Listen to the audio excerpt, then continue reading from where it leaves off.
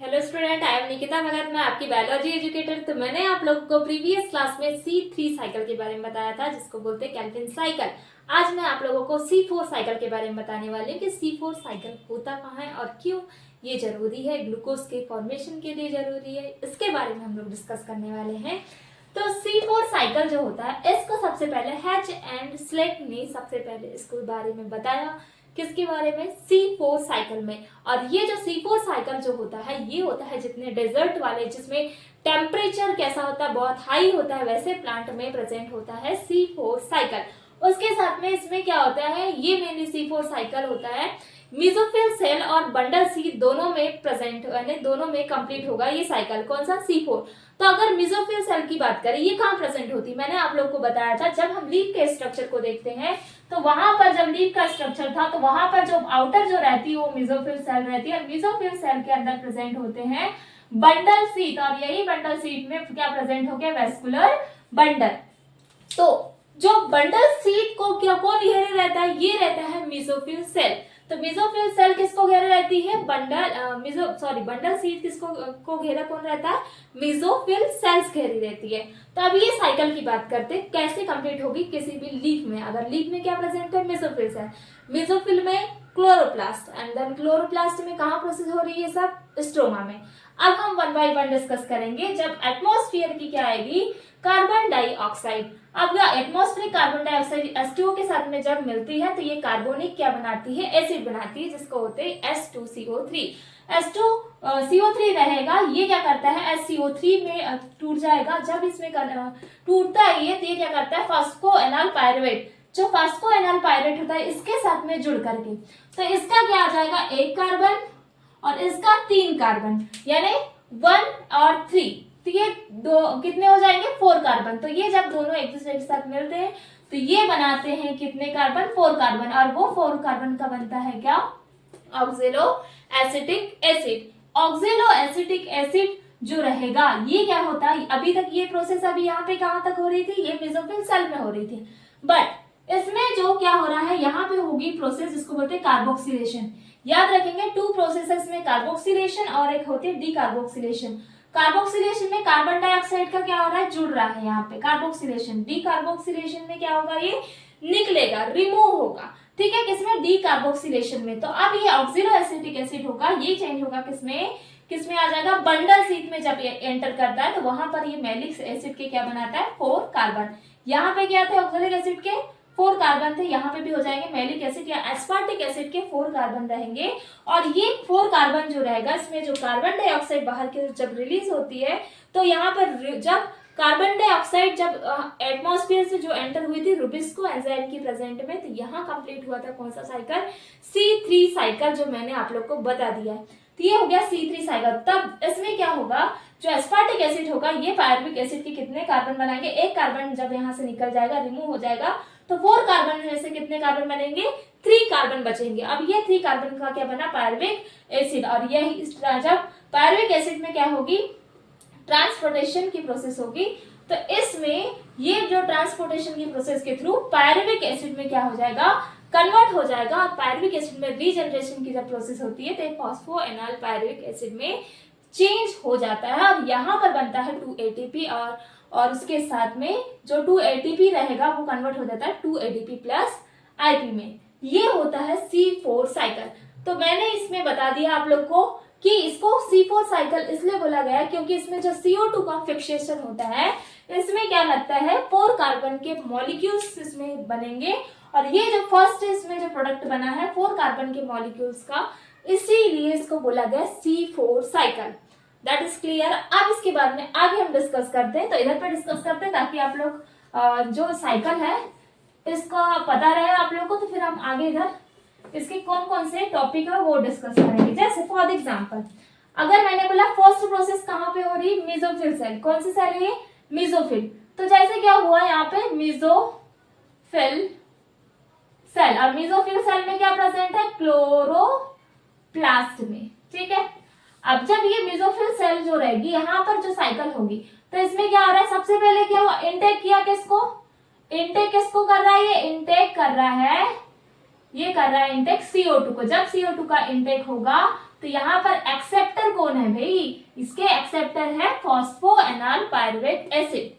Acceptor क्या है, फॉस्फोएनाल pyruvate acid and, और ये किसकी प्रेजेंट में है, सो प्रेजेंस ऑफ फॉस्फोएनाल पायरुवेट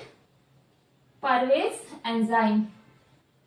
ये जो एंजाइम होगा इसकी प्रेजेंट में होगा। इसने एक्सेप्ट किया किसको, कार्बन डाइऑक्साइड को। जब ये क्या करना है, इसको जब इंटेक किया इसने तो ये क्या करेगा, 4 कार्बन के बनाएगा ऑक्सिलो एसिटिक एसिड। सो बनाया इसने, क्या बनाया, ऑक्सिलो एसिटिक एसिड, और कितने कार्बन के, 4 कार्बन के ऑक्सिलो एसिड का फॉर्मेशन किया, बदल दिया।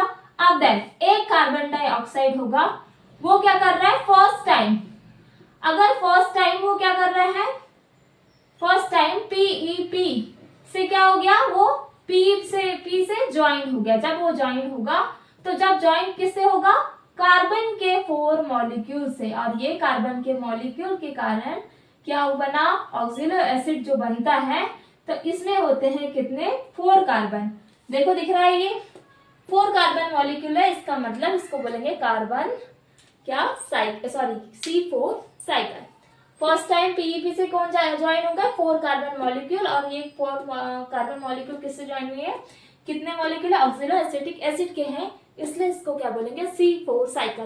अब नेक्स्ट जब मेसोफिल सेल में आगे क्या प्रोसेस हो रही है, जिसमें अब ऑक्सिलो एसिटिक एसिड जो है इसका क्या होगा, रिडक्शन होगा।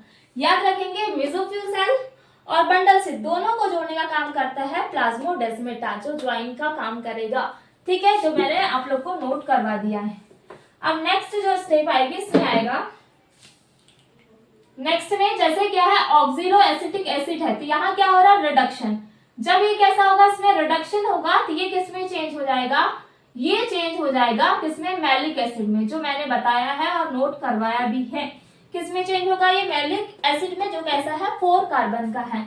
अब जब 4 कार्बन का है तो ये प्रोसेस पूरी कैसी हो रही है और कहाँ पे हो रही है, इसका मैं एक नोट डाउन करके लिखवा दे रही हूँ कि प्रोसेस में जब PEP है, PEP क्या कर रहा है, HCO3 कार्बोनिक एसिड है, जो कौन सी एंजाइम की प्रेजेंट में, PEP जो रहता है केस, इस एंजाइम की प्रेजेंट में 4 कार्बन के ऑक्सिलो एसिटिक एसिड बनाया। देन वो किसमें कन्वर्ट हुआ, ये कन्वर्ट हो गया मैलिक एसिड में, और मैलिक एसिड या फिर बोलेंगे वो भी कैसे, 4 कार्बन, एक तो मैलिक एसिड बोल सकते हैं और क्या, एस्पार्टिक एसिड, और क्या है, एस्पार्टिक एसिड। अब एस्पार्टिक एसिड के भी कितने, कार्बन के 4 मॉलिक्यूल हैं। अब ये मैलिक एसिड जो रहेगा, अब देखो कहाँ बन गया, यहाँ आ गया।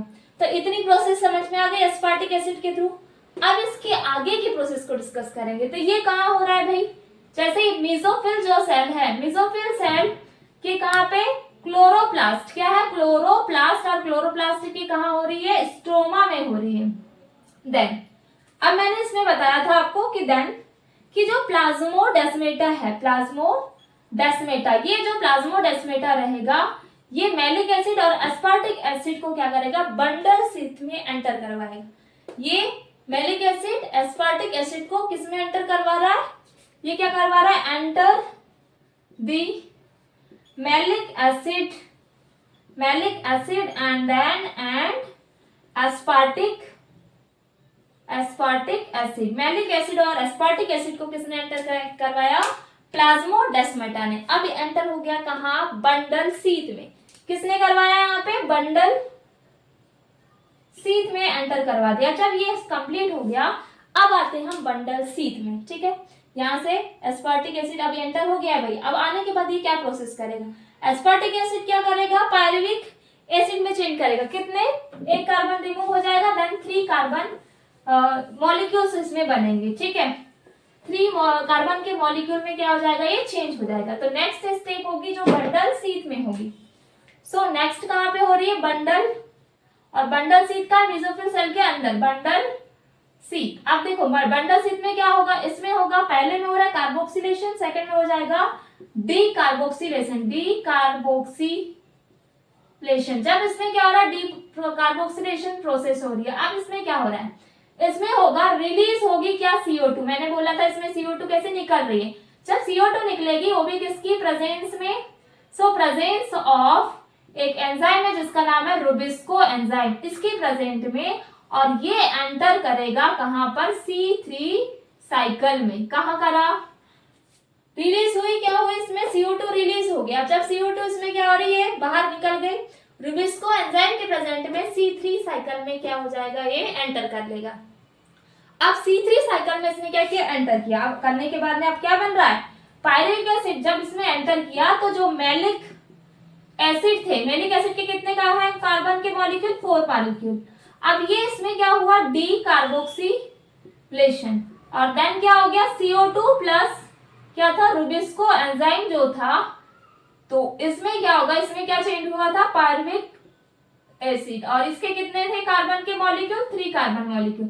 तो इसके बाद की जो स्टेप आएगी नीचे लिख दे रही हूँ, बट यहाँ पे क्या होगा, कौन सा एंजाइम है, रुबिस्को, ये मैंने नोट डाउन करवा दिया, जिसमें से 3 ATP और 2 ADP, सॉरी ATP और NADP ये रहेंगे। ये इसका क्या होगा, यूज होगा यहाँ पे।